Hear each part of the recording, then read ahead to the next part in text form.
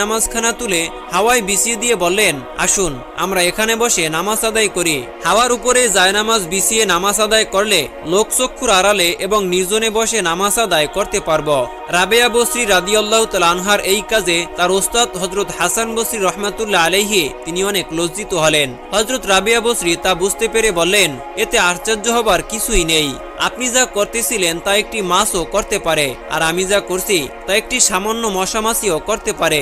হযরত রাবেয়া বসরি রাদিয়াল্লাহু তাআলা আনহার হঠাৎ বুদ্ধির এ ধরনের কথায় হাসান বসরি রহমাতুল্লাহ আলাইহি অদকটা শান্তি খুঁজে পেলেন। হযরত হাসান বসরি রহমাতুল্লাহ আলাইহি বুঝতে পারলেন যে তার শিষ্য রাবেয়া তার থেকে অনেক ঊর্ধ্বে চলে গেছে।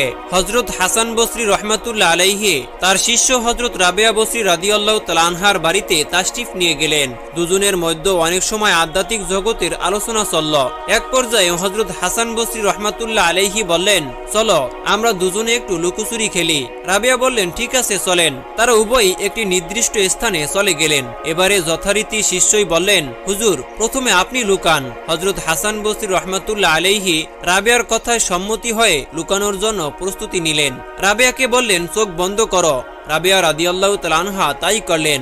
অমনি মুহূর্তের মধ্যে অদৃশ্য হয়ে গিয়ে অনেক দূরে একটি পাহাড়ের গুহায় লুকিয়ে থাকলেন। এবারে হযরত রাবেয়া বসরি রহমাতুল্লাহ আলাইহি আল্লাহর কাছে হাত তুলে ফরিয়াদ করলেন, হে আল্লাহ, আমার ওস্তাদ হযরত হাসান বসরি কোথায় লুকিয়ে আছে আমি জানি না, কিন্তু তোমার অজানা নয়, তাকে খুঁজে বের করার মতো আমাকে ক্ষমতা দাও। আর সাথে সাথে সারা বিশ্বের সমস্ত কিছু যেন হযরত রাবেয়া বসরি রহমাতুল্লাহ আলাইহির সামনে উপস্থিত হয়ে গেল।